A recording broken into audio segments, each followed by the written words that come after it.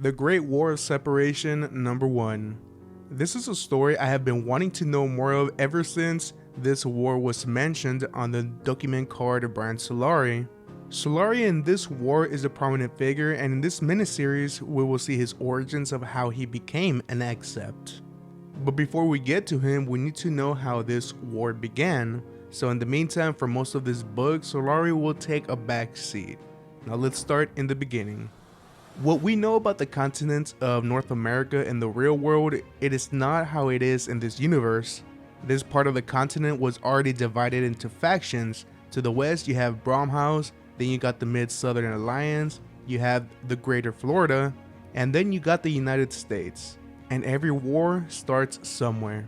This war began in the southern border in Eagle Pass, Texas, when a group of illegal immigrants were crossing the border and got caught by the Texas National Guard. As the guardmen are checking these people for weapons, one of them detonates his suicide vest, killing the guardsmen.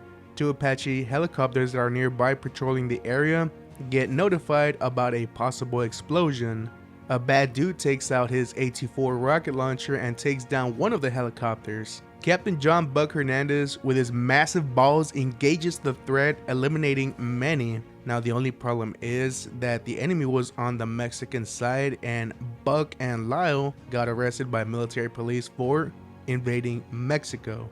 The news media portrayed them as violating Mexican sovereignty and got locked up. Controversy, like always, arose and people began choosing sides.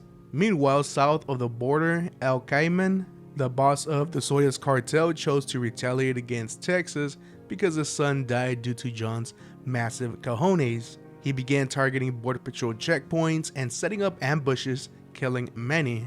Then one night, three A-10 Warthog pilots decided to take a little trip to Mexico for some payback and sent an airstrike to El Cayman's place, and the pilots, they sent everything they had and killed anything that moved in that range.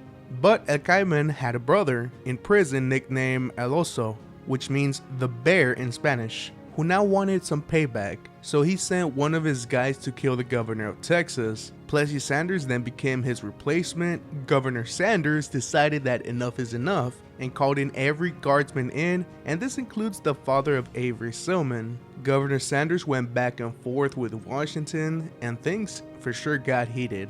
Governor Sanders sent the guard to seize military bases in Texas, and if you weren't from Texas, then you were deported. Things got bad that Washington began planning an attack against the rebellion in Texas, and this is where Brian Solari comes in.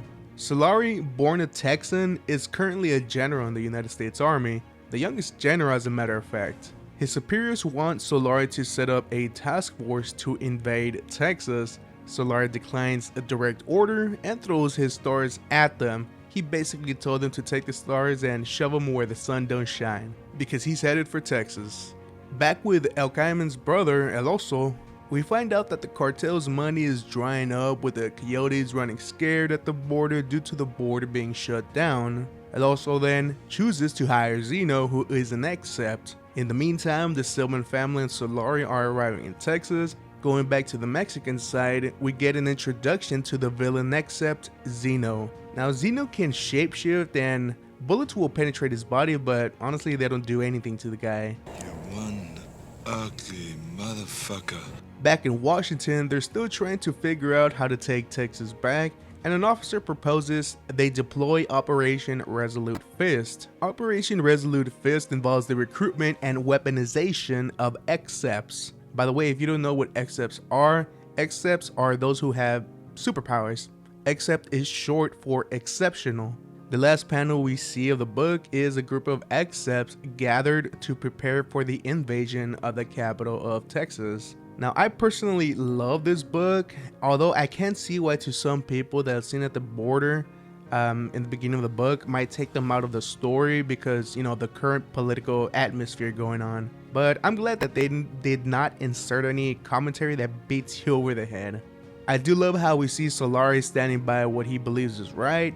Now, that is a man that is a leader. One thing about him is that he will not ask one of his soldiers to do anything he wouldn't do.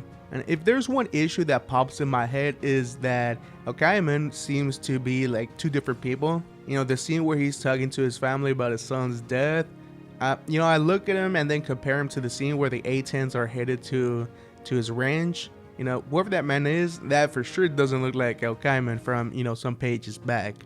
Not from his face or tattoos. So I'm guessing that was probably a mistake by the artist. Other than that, I overall love this issue. Now, great job to Chuck Dixon, Jack Herbert, and Candice Han. And, you know, like I said in my previous video, this is my favorite series so far from the Rippaverse. And I will be talking issue number 2 next. And that issue does not disappoint at all. I'll go ahead and end this video here. And if you are still here watching, I do thank you for staying this long. Y'all take care now, and I will see you on the next video. Bye.